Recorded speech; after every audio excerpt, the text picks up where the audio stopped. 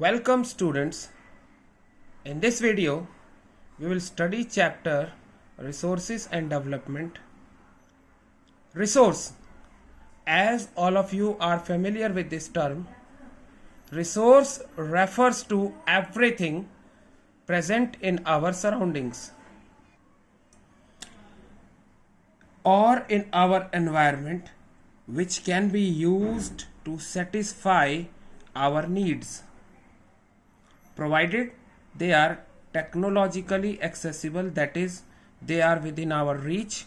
We know the technology or technique to utilize those things, provided it is economically feasible, that is, it is economically profitable or easy to get and utilize those resources, and provided it is culturally acceptable as per the culture practiced by the people. If it is culturally acceptable, then that material or substance which is present in the surroundings is referred to as resource.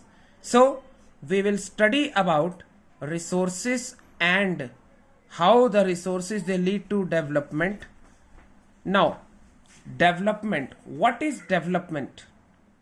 Development is a comprehensive term which is used, and it is many times related with economics.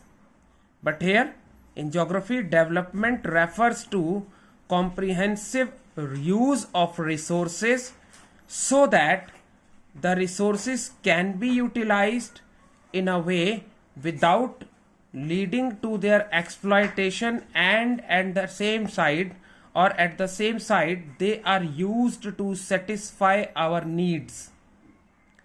Now we have resources, so let us classify the resources on different bases.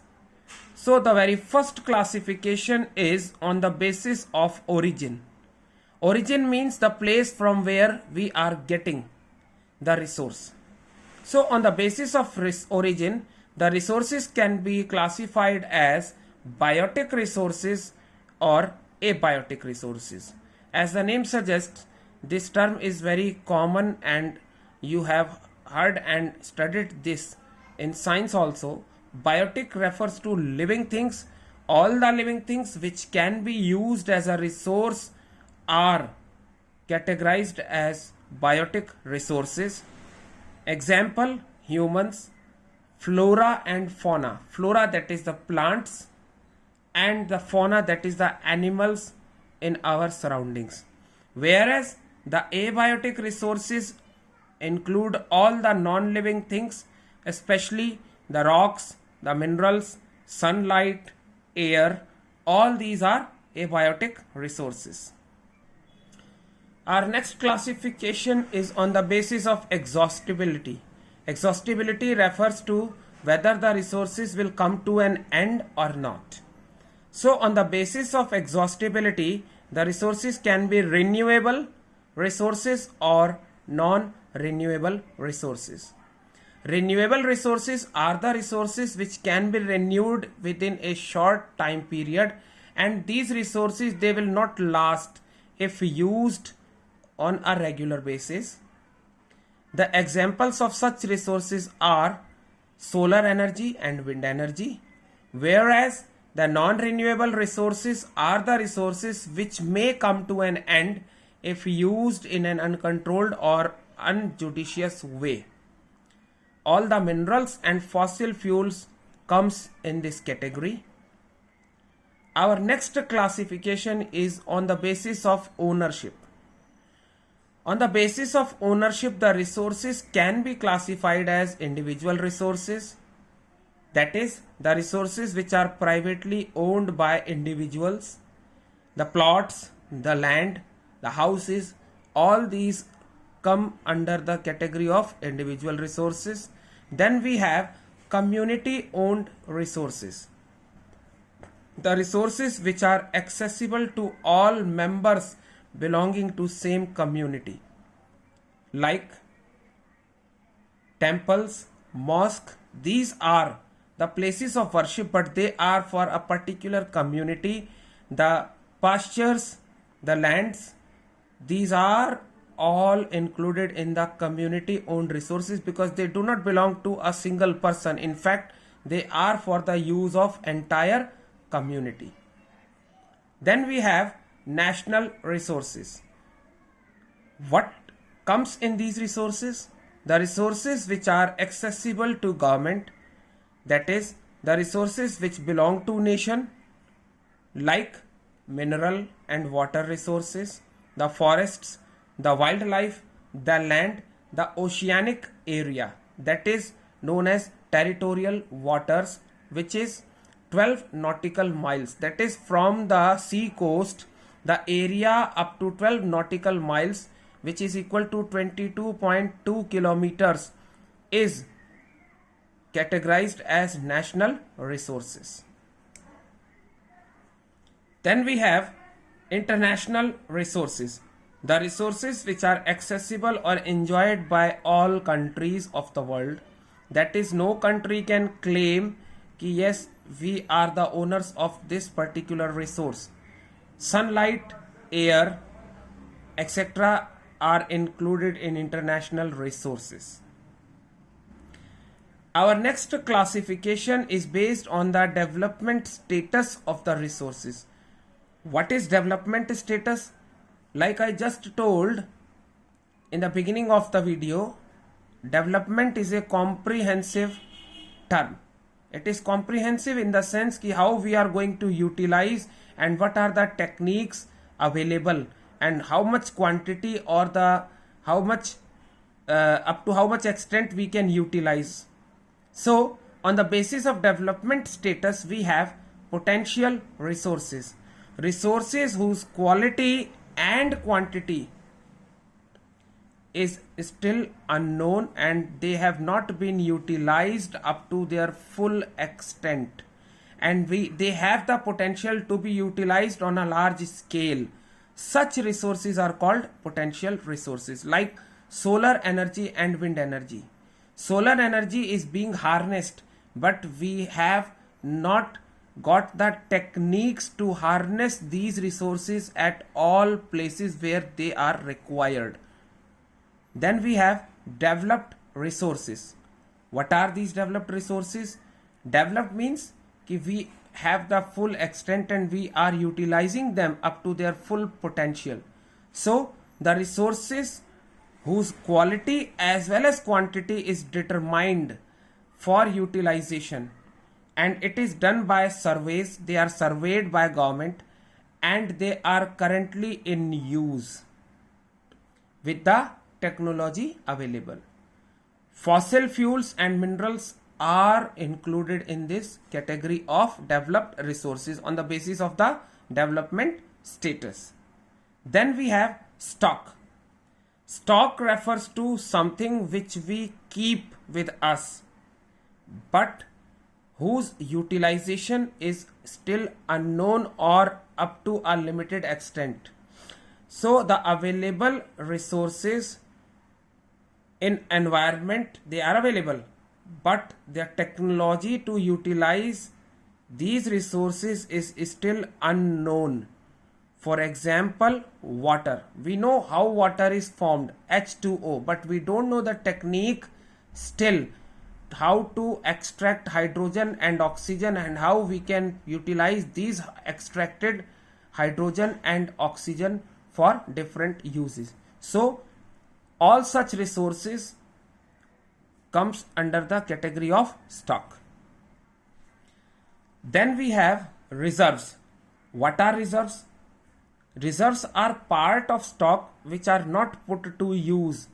They are kept for meeting the future requirements. We know the technique, we have the access to them, we have the accessibility for such resources, but such resources are not utilized at present. They are kept always for future requirements, like serve, reserve that can serve us in future.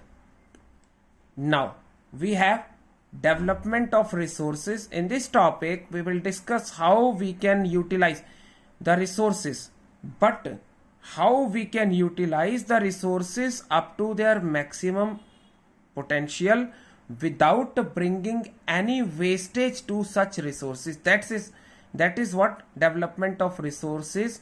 The very first term that comes in this is sustainable development.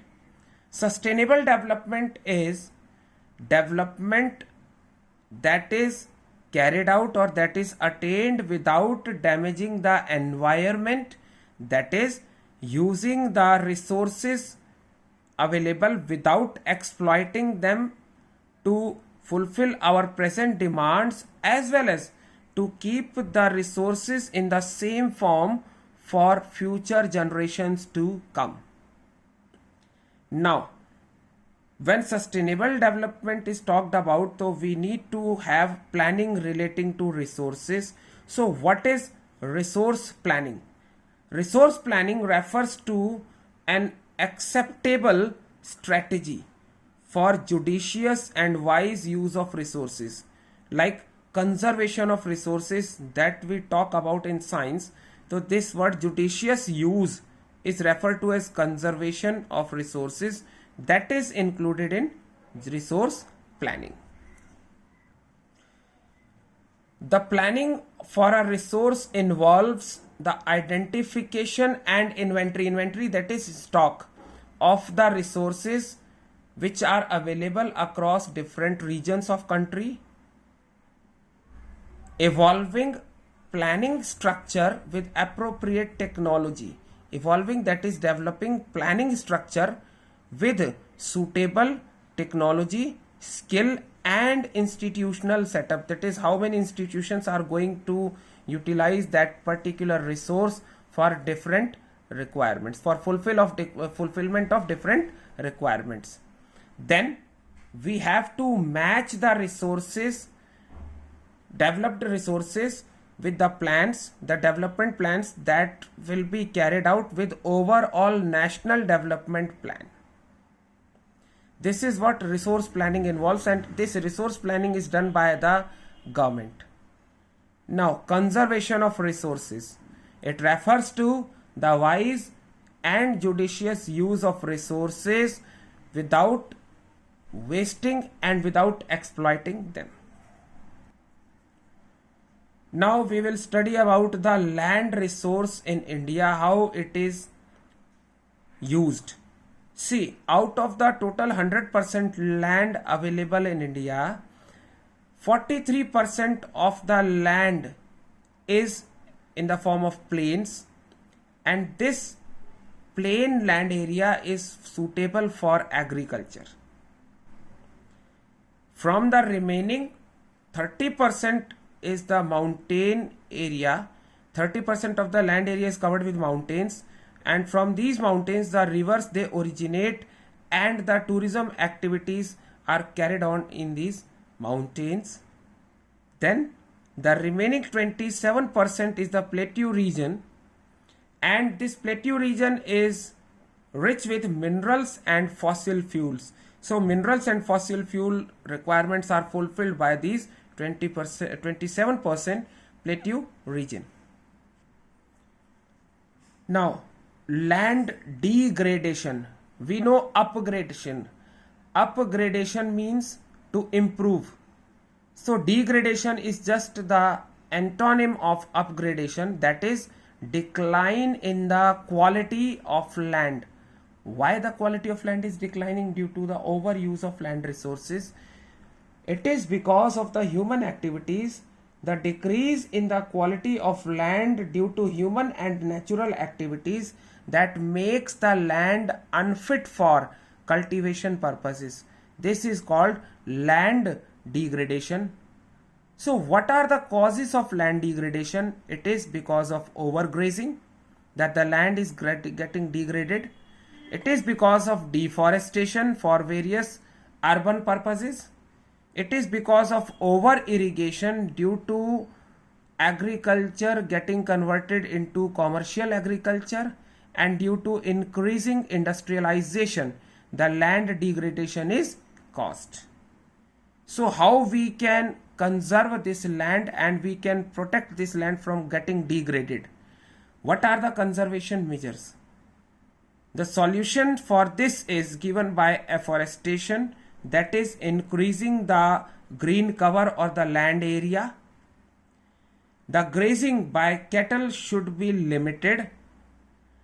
The industrial effluents or the industrial waste which is released from industries, it should be treated before discharging into water bodies, and the mining activities that leave the land surface devastated, these mining activities should be controlled. So controlling the mining activities will help decrease the degradation of land. Thank you, and the remaining part of this chapter will be with you in the coming video. Thank you. Have a nice day.